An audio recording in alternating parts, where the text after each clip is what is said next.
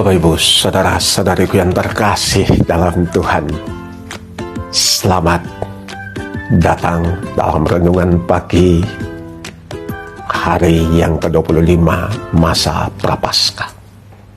Bacaan-bacaan hari ini mengajak kita, menantang kita untuk masuk lebih dalam lagi ke dalam hati kita, untuk melihat sejauh mana dan sedalam mana relasi kita dengan Tuhan itu. Siapakah Tuhan itu bagi kita sebenarnya? Dalam bacaan pertama yang dibuat oleh Nabi Hosea dalam nubuatnya kepada Bani Israel, dia mengajak Bani Israel untuk melihat siapa Allah itu.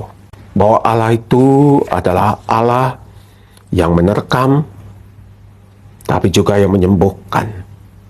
Dia yang memukul, tetapi juga dia yang membalut. Dia yang menghidupkan, bahkan membangkitkan kita. Karena itu dia meminta supaya kita mengenal dan berusaha sungguh-sungguh mengenal Tuhan. Dan dia bilang Tuhan itu akan muncul seperti fajar. Ia akan datang kepada kita seperti hujan. Seperti hujan pada akhir musim yang mengairi bumi. Jadi bacaan pertama mengajak kita untuk mengenal Tuhan itu. Dalam bacaan Injil hari ini, kita melihat dua pengenalan dalam diri dua orang yang berbeda. Figur yang pertama adalah figur orang Farisi, yang berdiri dalam kebanggaan dirinya sebagai orang yang berhasil, sebagai orang yang kelakuannya patut menjadi teladan.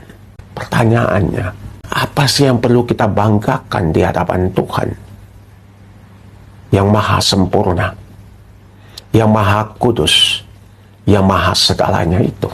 Sebenarnya ketika kita datang seperti seorang Farisi, bukankah kita menampakkan betapa congkak dan sombongnya kita? Bukankah sebenarnya kita ingin mendapatkan pujian dari Tuhan? Pertanyaannya, kalau Anda di pihak Tuhan, kalau Anda seorang bapa atau seorang ibu, ketika seorang anak yang sempurna datang kepadamu, membanggakan dirinya, akankah cintamu kepadanya menjadi lebih besar dibandingkan dengan seorang anak yang gagal yang datang kepadamu? Karena cinta seorang bapa tidak tergantung pada perbuatan baik kita atau perbuatan jahat kita. Bapa, apalagi Bapa di surga, dia mencintai kita apa adanya. Dia tahu siapa kita, dia tahu perjuangan hidup kita. Makanya dia memberikan kepada kita kesempatan-kesempatan untuk bertumbuh menjadi lebih baik dan lebih baik. Ketika kita berhasil menjadi lebih baik, ketika kita berhasil bertumbuh menjadi putra-putrinya, kita tidak menjadi alasan bagi kita untuk membanggakan diri di hadapan Tuhan. Apalagi meremehkan saudara-saudara kita yang lain. Ketika dia berdiri di tengah altar di ruang doa itu, dalam kebanggaannya dengan tegak lurus, dia tidak melihat, dia tidak merasakan betapa kesempurnaannya begitu mengintimidasi, begitu membuat sang pemungut cukai semakin merunduk kepalanya, semakin tegak dia dalam kesombongan dan keangkuhannya sebagai orang berhasil, sebagai orang yang kudus, semakin merasa bersalah, semakin minder sang pemungut cukai itu, yang tidak berani membuat dia menatap ke depan altar, tidak berani membuat dia menampakkan dirinya, tetapi bersembunyi di balik tiang-tiang kanisa, merunduk serendah-rendahnya supaya tidak ada yang melihat. Cuma Allah sendiri yang melihat dia. Kita melihat dalam bacaan-bacaan hari ini dua sikap hati. Sikap hati yang sombong dan sikap hati yang rendah hati. Perbedaan di antara keduanya bukan soal doanya. Tidak apa-apa ketika kita memuliakan Tuhan, memuji Tuhan atas segala keberhasilan kita, atas segala yang kita miliki dan segala yang kita raih. Tidak apa-apa kita bersyukur, memuliakan Tuhan. Tidak apa-apa kita berdiri di hadapan Tuhan merasa begitu terberkatinya kita. Persoalannya bukan soal itu. Persoalannya adalah sikap hatinya yang mau berbangga dan membanggakan dirinya di hadapan Tuhan.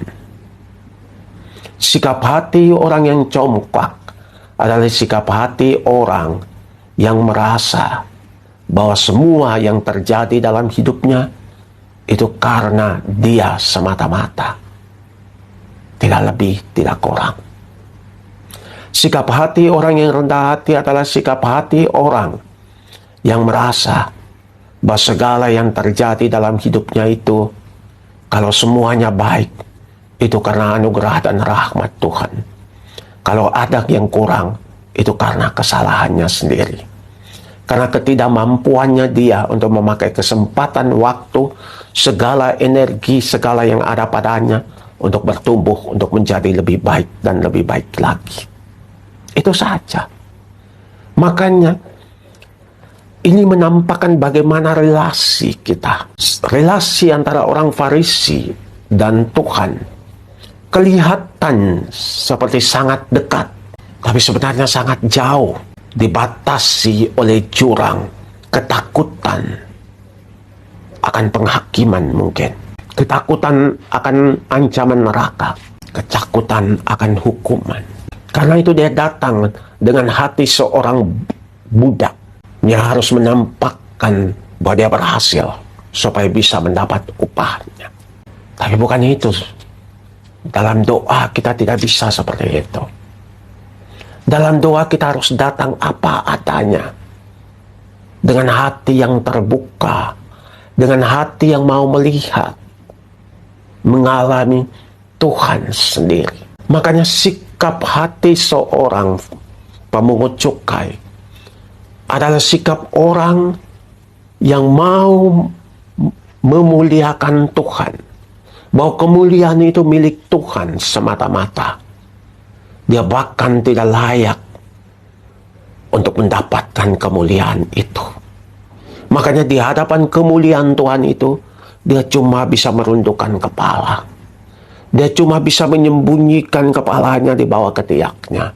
Dia cuma bersyukur bahwa dia dalam kerapuhannya, Tuhan masih memancarkan kasih-Nya buat dia. Tuhan masih membuka pintu gerbang rumah doanya buat dia, orang berdosa. Masa Prapaskah itu adalah masa untuk melatih ketulusan hati kita itu. Semakin dekat kita dengan seseorang di dalam relasi kita, semakin kasih kita terhadap orang, maka akan semakin tulus hati kita. Maka akan semakin terbuka hati kita. Lalu kita tidak pernah takut, bahkan malu dan minder akan kesalahan, akan kelemahan kita. Bahkan kelemahan kita menjadi momen bagi kita seperti Santo Paulus. Dalam kelemahanku aku bermegah-megah, sebab dalam kelemahanku rahmat Tuhan menjadi semakin nyata. Semoga hari ini kita belajar lebih rendah hati. Jangan takut. Allah bukan hakim yang kejam. Allah adalah Bapa kita yang selalu memberi kesempatan kepada kita. Maka pakailah waktu dan kesempatan itu untuk memperdalam relasimu dengan Tuhan. Dalam doa, dalam bacaan kitab suci, dalam pelayanan kepada sesama.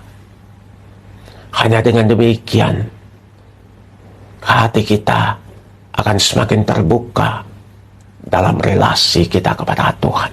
Tuhan membutuhkan hati-hati yang tulus, hati-hati yang ikhlas, hati-hati yang tahu akan kerapuhannya, dan karena itu menyerahkan diri di dalam tangan Tuhan, agar menuntun dia, agar membentuk dia, agar menjadikan dia seperti yang dikehendaki Tuhan sendiri. Semoga Allah yang Maha Kuasa memberkati kita sekalian, mencurahkan roh kerendahan hati dalam hati kita, supaya kita semakin bertumbuh dalam kerendahan hati itu. Bapa dan Putra dan Roh Kudus. Amin.